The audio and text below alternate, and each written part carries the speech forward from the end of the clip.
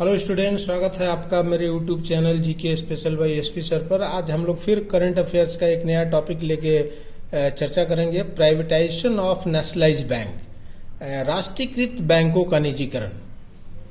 ये सुने होंगे, न्यूज़ में है, ये बहुत चर्चा में है। तो अब जो सरकारी बैंक जो नौकरी देने का एक बहुत बड़ा सरकारी जरिया था, उन बैंकों को सरकार जो है प्राइवेटाइज करने पर विचार कर रही है। इस न्यूज़ पे हम लोग डिस्कस करेंगे। तो इसमें हम लोग समझेंगे कि ये नेशनलाइज बैंक क्या होते हैं, पब्लिक सेक्टर बैंक क्या होते हैं, क्यों जो है बैंकों को नेशनलाइज किया गया था, फिर ये जो है प्राइवेटाइजेशन की क्यों बात की जा रही है, फिर ये इसके जो है प्रो एंड कौन से से आपको जानना होगा कि भाई प्राइवेटाइजेशन के पक्ष में क्यों तर्क दिया जा रहा है, उसके विपक्ष में क्या तर्क है। तो ये सब डिटेल में हम लोग इस वीडियो में चर्चा करेंगे। तो अब देखिए, यहाँ न्यूज है कि government is said to be examine the possibility of privatize. मतलब सरकार जो है इस संभावना का परीक्षण करेगी कि वो Punjab and Sind bank, bank of Maharashtra और इंडियन ओवरसीज बैंक के प्राइवेटाइजेशन के पॉसिबिलिटी को एग्जामिन करने के लिए कहा गया है। इसमें यही कहा जा रहा है, ये नहीं है कि प्राइवेटाइज कर दिया गया, बल्कि इसमें कहा जा रहा है कि सरकार जो है Punjab and Sind bank, bank of Maharashtra और इंडियन ओवरसीज, ये तीन बैंक के निजीकरण के संभावना का परीक्षण करेगी, ये कहा जा रहा है, नहीं कि कर दिया गया। अब इन बैंकों में जिनका सिलेक्शन अभी हुआ है, जैसे पीओ या क्लर्क के पोस्ट पे, तो वो पैनिक लेने का जरूरत नहीं है। ये सब अगर बैंक आपको ज्वाइन कराते हैं तो आप ज्वाइन कीजिए, और एज ए सरकारी बैंक के रूप में आप ज्वाइन कीजिएगा। एक लंबा प्रोसेस होता है प्राइवेटाइजेशन, उसमें सरकार कुछ कुछ अपना हिस्सा धीरे धीरे बेच करके जो है बहुत लंबे समय के बाद प्राइवेटाइज करती है। और प्राइवेटाइज बैंक भी बैंक ही होते हैं, उसमें भी लोग काम ही करते हैं और उसमें भी एम्प्लॉय होते हैं। तो इसमें ज़्यादा पैनिक लेने का जरूरत नहीं है। और फिर अगर आप जिस लेवल पे हैं, अगर फिर आप IBPS का एग्जाम दीजिएगा तो इससे अच्छे बैंक आपको मिल जाएंगे। तो ये सब ज़्यादा पैनिक लेने की जरूरत नहीं, सरकार उन संभावनाओं का तलाश कर रही है। तो ये क्या बोल रहा है फिर, which are not part of existing consolidation, जो प्रोग्राम चल रहा है सरकार का, बैंक का कंसोलिडेशन जो प्रोग्राम चल रहा है। जैसे देखे होंगे कि 10 बैंकों को मर्ज करके 4 बैंक बना दिया गया, और उसके पहले जो है बैंक ऑफ बड़ौदा में देना बैंक और विजया बैंक का मर्जर हुआ था। उसके पहले SBI में जितने एसोसिएट्स थे वो सब मर्ज कर दिए गए थे। तो ये सब बैंक जो है वो कंसोलिडेशन के पार्ट नहीं है, तो इनके निजीकरण की संभावना पर सरकार विचार कर रही है। अब ऐसा क्यों करना पड़ा? क्योंकि नीति आयोग सुने होंगे, national institute for transforming India जो है, जिसको पहले प्लानिंग कमीशन कहते थे, जिसके चेयरमैन प्राइम मिनिस्टर होते हैं, और अभी जो है उसके वाइस चेयरमैन होते हैं एक जो अभी मिस्टर राजीव कुमार है। तो ये जो है रिपोर्टेडली सजेस्ट किया है, मतलब अपनी रिपोर्ट में सरकार को सलाह दिया है कि सरकार जो है ग्रीन सिग्नल दे, हरी झंडी दे। अब सरकार के ऊपर है कि हरी झंडी देगी कि लाल झंडी दिखाएगी। तो green signal for long term private capital in banking sector. Long term private sector का मतलब है कि इन बैंकों में पूंजी जो है निजी क्षेत्र का आए, तो इसका जो है अनुमति सरकार दे, ऐसा जो है सजेस्ट किया है नीति आयोग। अब नीति आयोग भी बहुत देखे होंगे, ये थिंक टैंक तो है, लेकिन इसी का मेंबर के द्वारा कहा गया था कि मई में कोरोना खत्म हो जाएगा, क्या हाल है कोरोना का जान ही रहे, वही नीति आयोग है। फिर it also recommended providing banking license to few select industrial house. और फिर ये और सजेस्ट किया है और उसके सलाह दिया है कि जो इंडस्ट्रियल हाउसेस है, जैसे बिरला है, टाटा है, रिलायंस है, ये सब जो इंडस्ट्रियल हाउसेस है उनको भी बैंकिंग लाइसेंस दिया जाए, और इस इंस्ट्रक्शन के साथ कि वो do not land group companies. वो अब टाटा है तो टाटा ग्रुप खाली अपना ही जो है, अगर टाटा ग्रुप को लाइसेंस मिल गया बैंक का, तो सब जो है लोन अपने ही ग्रुप के कंपनी को मत दे दे। तो इसका रिस्ट्रिक्शन लगाने का बात कहा गया। अब यहाँ पे एक टर्म आ गया प्राइवेटाइजेशन, और उसका अपोजिट होता है नेशनलाइजेशन या डी नेशनलाइजेशन। प्राइवेटाइजेशन या फिर प्राइवेटाइजेशन को बोलते हैं डी नेशनलाइजेशन, और इसका अपोजिट होता है नेशनलाइजेशन। तो प्राइवेटाइजेशन का क्या मीनिंग है? तो इज ट्रांसफर ऑफ ऑनरशिप, इसमें स्वामित्व का जो है हस्तांतरण कर दिया जाता है पब्लिक टू प्राइवेट, मतलब सरकारी से निजी क्षेत्र के हाथ में, और कंट्रोल द एसेट, मतलब एसेट पे जो नियंत्रण है परिसंपत्ति पे वो सरकारी से निजी हाथों में चली जाती है as part of improvement in financial services sector, मतलब कि फाइनेंशियल सर्विस सेक्टर के इम्प्रूवमेंट के लिए ये प्राइवेटाइजेशन की बात की जाती है। अब इसके ठीक उल्टा होता है नेशनलाइजेशन, राष्ट्रीयकरण, ये निजीकरण है।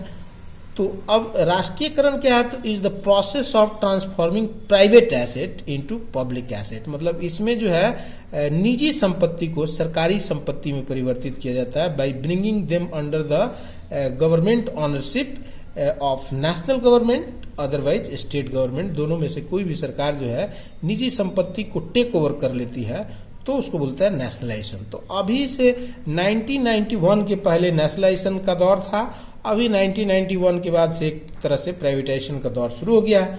तो अब इसमें एक टर्म आता है पब्लिक सेक्टर बैंक, ये सब जितने बैंक है सब पब्लिक सेक्टर बैंक है। तो पब्लिक सेक्टर बैंक किसको बोलते हैं? तो दो शेड्यूल कमर्शियल बैंक, ये वैसे शेड्यूल बैंक जिसमें 50% और more than 50% share hold by government of India are called public sector bank. मतलब सार्वजनिक क्षेत्र के बैंक वो बैंक है जिसमें सरकार की हिस्सेदारी 50% या 50% से अधिक होता है, तो उसको बोलते हैं सार्वजनिक क्षेत्र के बैंक। अब इसमें कौन कौन से बैंक इंक्लूड है? तो एसबीआई, तो एसबीआई पब्लिक सेक्टर बैंक है, लेकिन नेशनलाइज बैंक नहीं है। एसबीआई नेशनलाइज बैंक ही भी पब्लिक सेक्टर बैंक है, और फिर रीजनल रूरल बैंक जो ग्रामीण बैंक होते हैं वो भी क्या है? पब्लिक सेक्टर बैंक है। तो अब इसमें एक टर्म आ गया नेशनलाइज बैंक, किसको बोलते हैं? तो अब पब्लिक सेक्टर बैंक ही होता है नेशनलाइज बैंक, है ना। तो those public sector bank which have been nationalize, जिसको राष्ट्रीयकृत कर लिया गया सरकार के द्वारा under banking companies acquisition and transfer undertaking ordinance 1969 के तहत। एक जब सरकार कानून बना करके सब काम करती है और संसद नहीं चलते रहता है तो राष्ट्रपति के द्वारा ऑर्डिनेंस लाया जाता है, तो उसी ऑर्डिनेंस के तहत जो है प्राइवेट सेक्टर बैंकों को सरकार क्या की थी? टू टेक ओवर कर ली थी इस ऑर्डिनेंस के माध्यम से, तो उन्हीं को बोलते हैं नेशनलाइज बैंक। तो पब्लिक सेक्टर बैंक में वो बैंक नेशनलाइज बैंक है जो 1968 की ऑर्डिनेंस के माध्यम से सरकार के द्वारा टेक ओवर किया गया। अब इनका जो है नेशनलाइजेशन दो फेज में हुआ है। फर्स्ट फेज में 19 जुलाई 1969 को 14 बैंकों को नेशनलाइज किया गया था, और सेकेंड फेज में जो है 15 अप्रैल 1980 को 6 बैंकों का, तो 20 बैंकों का मैं विवरण आपको थोड़ी देर में दूंगा तो ये समझ में आएगा, क्योंकि उसमें मेगा मर्जर भी आपको समझना है। तो ये 20 बैंक्स को नेशनलाइज किया गया था, बाद में 19 हुए, फिर 17 हुए, और अभी देखिएगा तो ले देखिए 11 बचने वाले हैं नेशनलाइज बैंक, एक एसबीआई, मतलब टोटल 12। तो अब किस ऑब्जेक्टिव के साथ जो है बैंकों का राष्ट्रीयकरण किया गया था? तो इसका मेजर ऑब्जेक्टिव था सोशल वेलफेयर, सामाजिक कल्याण करना, ये मेजर ऑब्जेक्टिव था। और कंट्रोलिंग प्राइवेट मोनोपोलीज, जो बैंक में प्राइवेट का मोनोपोली था उसको कंट्रोल करना। फिर एक्सपेंशन ऑफ बैंकिंग, बैंकिंग का विस्तार करना, जैसे बैंक जो है खाली। फिर रिडक्शन ऑफ रीजनल इनबैलेंसेस, जो बैंक पहले प्राइवेट बैंक थे तो ज्यादातर शहर में ही अपने ब्रांचेस खोलते थे, और जो सेमी अर्बन या रूरल एरियाज है वो अंडर डेवलप रह जाते थे, तो उस इम्बैलेंस को रिडक्ट करना भी इसका काम था।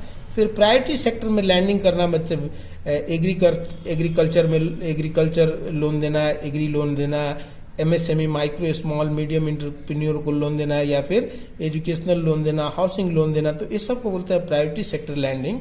तो इसको भी बढ़ावा देना, क्योंकि अगर बैंक को छोड़ दीजिएगा प्राइवेट बैंक को, तो सब बैंक जो है पैसा पहुंचा देगा कैपिटलिस्ट लोग के हाथ में, और कैपिटलिस्ट लोग किस तरह से डुबा रहा हो तो दिख ही रहा आपको। तो इस तरह से प्रायोरिटी सेक्टर में लैंडिंग करना भी पर्पस था, अगर इसलिए सरकार जो है वो सबको टेक ओवर कर रही। फिर डेवलपिंग बैंकिंग हैबिट, लोगों में बैंकिंग हैबिट को डेवलप करना, तो ये सब ऑब्जेक्टिव के साथ नेशनलाइजेशन किया गया था। उस समय जो है प्राइम मिनिस्टर थी इंदिरा गांधी, उनके द्वारा जो है ये राष्ट्रीयकरण किया गया।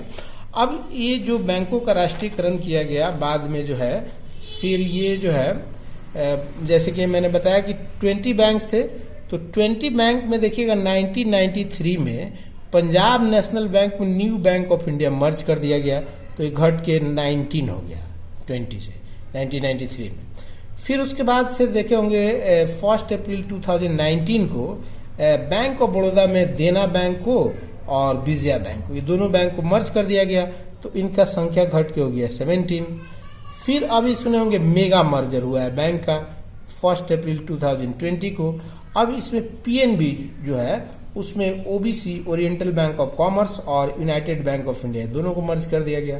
फिर यूनियन बैंक ऑफ इंडिया में आंध्रा बैंक और कॉरपोरेशन बैंक को मर्ज कर दिया गया। फिर उसके बाद से कैनरा बैंक में सिंडिकेट बैंक को मर्ज कर दिया गया, और फिर इंडियन बैंक में इलाहाबाद बैंक को मर्ज कर दिया। तो ये मर्जर के बाद जो है देखिएगा इन सब बैंकों का संख्या जो है नंबर घट के 11 हो गया नेशनलाइज बैंक का। अब उसी नेशनलाइज बैंक में 11 में ये 4 तो आपको दिख रहे हैं, पीएनबी है, यूनियन बैंक ऑफ इंडिया है, कैनरा बैंक है, इंडियन बैंक है, फिर बैंक ऑफ बड़ौदा है, अब फिर देखिएगा बैंक ऑफ इंडिया है 6, फिर उसके बाद सेंट्रल बैंक ऑफ इंडिया है, फिर यूनाइटेड कमर्शियल बैंक है। तो ये 8 बैंक हुए, और 3 जिनको प्राइवेटाइज करने के लिए सरकार मतलब विचार कर रही है, संभावना तलाश कर रही है, तो 3 बैंक को मिला दीजिएगा तो 11 बैंक जो है इस तरह से नेशनलाइजेशन का कहानी समझ में आ गई। अब आपको समझना है कि क्या जो है क्यों लोग तर्क दे रहा है कि प्राइवेटाइज कर देना चाहिए बैंकों को, है ना, और जो इसके समर्थक है कि जो चाहते हैं कि नहीं उनका निजीकरण नहीं हो, तो उनको जो है ध्यान में रख करके यहाँ हम लोग लॉजिक पे तो argue for against of privatisation of public sector bank, है ना। तो अब जो है पब्लिक सेक्टर बैंक इंडिया में देखिएगा कि वहाँ क्या हो गया है, तो माउंटिंग जो है प्रेशर है एनपीए का, नॉन परफॉर्मिंग एसेट जो है बहुत बड़े पैमाने पे देखिएगा लगभग 11 से 12% जो है एनपीए बैंकों का है। मतलब जितना बैंक लोन दे रहा है उसका 10 से 11% उसको न उसका मूलधन मिल रहा है न ब्याज मिल रहा है। तो इस तरह से बैंक प्रॉब्लम में फंस जाते हैं, क्योंकि वो पैसा जो है डिपॉजिटर का होता है। फिर वो लॉस को जो है बियर करने के लिए सरकार जो है उस बैंक में पूंजी डालती है। तो ये सब चीज को ध्यान में रख करके जो है argument in favour of privatisation में कहा जाता है कि क्या तर्क दिया जाता है, तो बताया जाता है कि many countries privatise there national bank, बहुत सारे देश जो है अपने सरकारी बैंकों का निजीकरण कर दिया गया है। Saving of tax payer money through bail in not bail out, मतलब जैसे ये एनपीए हो जाता है तो फिर सरकार को बैंकों में पूंजी डालनी पड़ती है, वो सब टैक्स पेयर का पैसा होता है। फिर बैंक जब संकट में आते हैं तो उसको जो है बेल आउट करना पड़ता है सरकार को सहायता दे करके।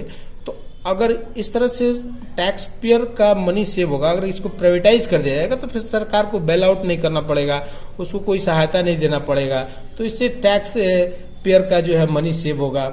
फिर मोनेटाइजेशन ऑफ गवर्नमेंट एसेट, सरकार जो है अपनी सरकारी बैंकों को बेच करके अपने एसेट्स को मोनेटाइज कर लेगी, उसके पास फिर ज़्यादा फंड अवेलेबल होगा, ये तर्क दिया जाता है। फिर better financial performance, financial performance जो है प्राइवेट सेक्टर में बहुत अच्छा हो जाएगा, ऐसा तर्क दिया जाता है। तो ऐसा तर्क दिया जाता है तो देखिएगा कि इंडिया में जितनी भी कंपनियां डूबती हैं वो प्राइवेट सेक्टर की ज़्यादा कंपनियां होती हैं। तो क्या प्राइवेट इफिशियंसी आप समझ सकते हैं, यस बैंक डूब गया।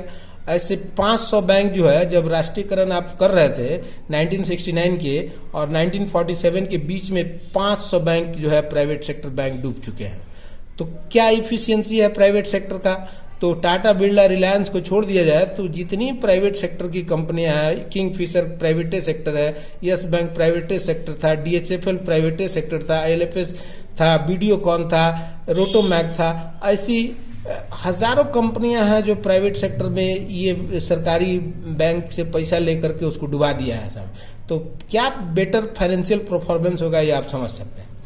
तो इस तरह से अब आर्गुमेंट जो है इसके अगेंस्ट में दिया जाता है कि पास्ट हिस्ट्री जो है प्राइवेट सेक्टर बैंक का टेल फेलियर, जैसे हमने कि बताया कि आपको 500 बैंक, 200-400 बैंक नहीं, 500 बैंक जो है 1947 से लेकर के 1969 के बीच में जो है फेल कर चुके थे।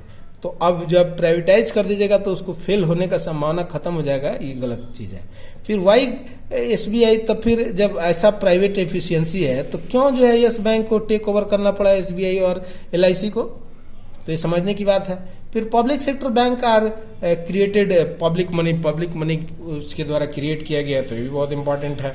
फिर जो अब private profiting and drain of national wealth, अगर प्राइवेट कर दीजिएगा तो प्राइवेट जो कंपनी सब इन्वेस्ट करेगी वो मुनाफा कमाएगी, विदेशी कंपनी सब लेके चल जाएगी। जैसे अभी नहीं देखे HDFC बैंक में चाइना इन्वेस्ट कर रहा था, जब उसका शेयर वैल्यू गिर गया था तो कोरोना काल में, तो सरकार उस पर रोक लगाई, तो ड्रेन ऑफ वेल्थ भी हो सकता है। अब तो ये सब को अगर रोका जा सकता है, ये सब नेशनलाइजेशन बैंक को उसी तरह से रह करके। फिर private sector bank do not share government social responsibility, सरकार जो है केवल मुनाफा के लिए बैंक को नहीं चलाती है, एम्प्लॉयमेंट देने के लिए चलाती है, और एम्प्लॉयमेंट जो सरकार देती है उसमें रिजर्वेशन पॉलिसी को फॉलो करती है। और फिर ये प्राइवेट बैंक जो है वो सब रिस्पॉन्सिबिलिटी को फॉलो नहीं करेंगे, तो फिर ये भी एक प्रॉब्लम है। फिर losing of government control over economy, फिर सरकार का अर्थव्यवस्था पर जो नियंत्रण है वो खत्म हो जाएगा।